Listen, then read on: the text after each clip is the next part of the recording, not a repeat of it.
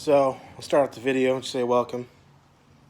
So on this spree project, I kind of forgot to, don't mind the dirt on my face, film some of the stuff I've done. So in this video, it'll be kind of patched together. You'll see the first part of when I got it, kind of tearing it down, and then where it's at now. So I guess to give everybody a little rundown, it's an 86 Honda Spree. Picked it off Craigslist or Facebook Market for super cheap. All the plastics and everything were there. It's a complete bike. Engine was seized. So it'd been sitting outside. No spark plug in it, no carburetor. The carburetor was on, but no spark plug. So ended up seizing up. So I've actually blown apart the engine, transmission, listed all that stuff on eBay. Because some of you don't know, I actually part out bikes. I just actually started that. But I've always kind of wanted a spree because you don't need an endorsement, yada, yada, yada. So, like I said, you'll kind of see in this video where I started out as taking it down, and then it'll come into me stretching the bike, what mods you have to do to fit the 87 Aero engine. The reason I'm going with the 87 Aero is there's a little bit more parts for it, and it has a CVT, which is constant velocity transmission. You can use some ruckus parts. You can make them go quite a bit faster. So that's the reason I decided to do this swap. So yeah, so I'm gonna get into that part of the video, and then yeah. So this is start out to a new build, I guess, if you want to call it. So it's an 85 or 86 Honda Spree I just picked up. Got it from some tweaker, I'm assuming. Don't want to judge, but you know. But so here she is. It's kind of a basket case. Got parts. Got one of the fenders over there. Rear fender over here. Working on that. Separate side story. But it's missing just a couple things. The lower tank cover thing, and then seat's a little torn up, but overall it's really in pretty good shape. It just needs, refresh on the paint, so forth. So I think my thought process is I'm going to dig in a little bit more to here, see if I can get this engine to run, and then go from there. But I have that Honda Aero 80 that I've been working on that I'm thinking about just swapping the motor, just because the Aero is faster, there's more parts, it's an AF16 engine. So we'll see what happens, but I'm gonna go ahead and kind of get it broken down a little bit more and see if I can get this thing to run. So here we go. So this side cover has a crack in it, as you can see, fairly large one. So what I'm doing, taking away the sound deadening back here, and I sprayed some goof off to help clean up some of the goop, because I'm going to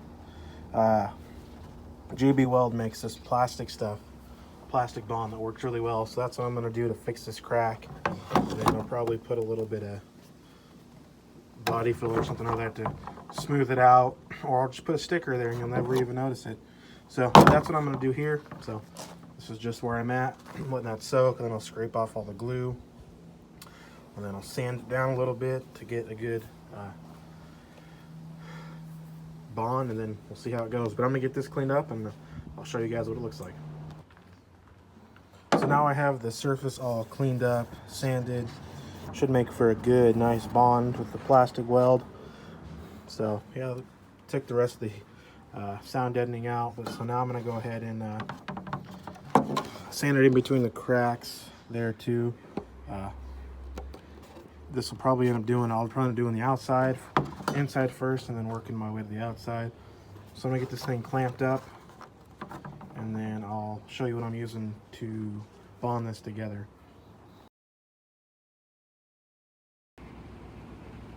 So I got it spread out. It's pretty thick. Just use my finger, kind of spread her out using the clamp to hold everything. So I'm gonna let that dry, and then I'll come back down here and do this area. But I just want to get this structurally sound. I want them a little bit wider than the crack. So set that in the house, let it dry, and then we'll come back to it. So here the bike is now. Pretty well down, bare frame and so forth. So what I had to do to fit the I believe it's AF50E engine, the Honda Elite Aero 50 engine, is so this is the stock motor mount for the Aero 50. You have to trim both these sides down because the motor mount itself, the Aero 50 mount is a little big, so I had to trim that down and then cut out the stop, which I'll smooth it out and put it back in. And then this has a 6-inch stretch on it because I wanted a little more stability. And then ordered a shock, but that'll be about my ride height.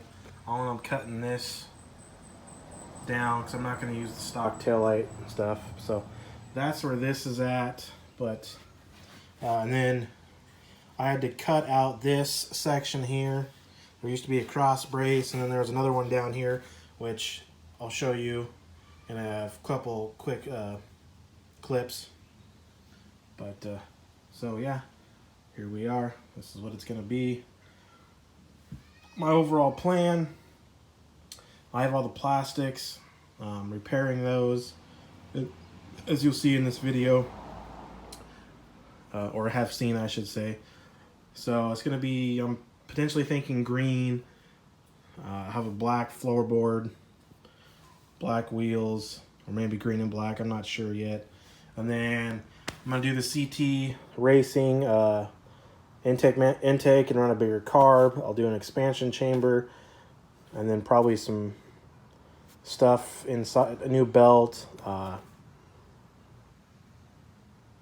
believe there's some sort of weights in here. I can't remember what they're called that can help with speed and power band. Over here, I actually built a scoop. I'll put this is an air scoop. So when you're riding, it's kind of forcing air in, I guess, if you want to call it. I'm going to put a velocity stack on the end of this. If any of you guys know Sprees and any air-cooled bike, the more air you can get to it, the better. It's not going to overheat. But that's about it for now, so I'll catch you guys later. Alright, so I got the rear shock, figured out. I will be doing a different one. It'll suit more of my weight, but so I trimmed this off so there's no more overload hanging here, because at this height the way it used to fork out hits the tires. So what I did for the rear shock back here is I took a piece of flat stock Bennett, drilled 3 holes in it, and then welded 3 nuts behind it. So I have a height adjustment because I'm a bigger guy. So when I sit down, you know, it doesn't rub the tire or anything.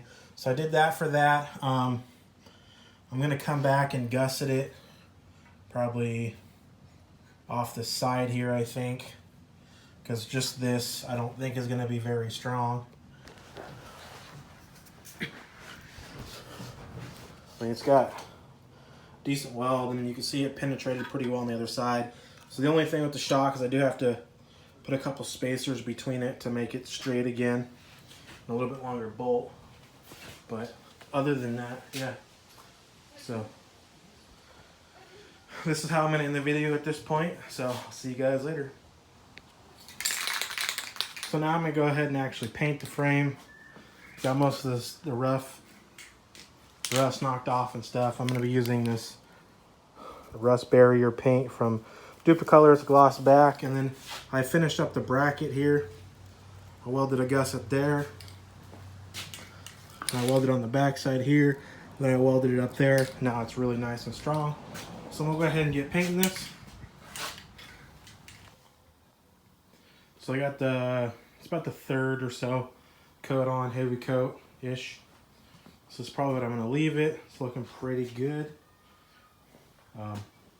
Just that gloss black like I had talked about. I knocked off as much rust as I could. Here's the extended swing arm. Not the prettiest, but you'll never see it. So yeah, that's it for that.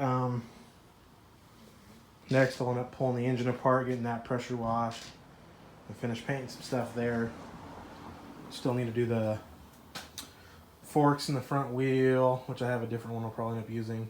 It's not nearly as rusty. So yeah, that'll be the end of this video, and see you guys next time.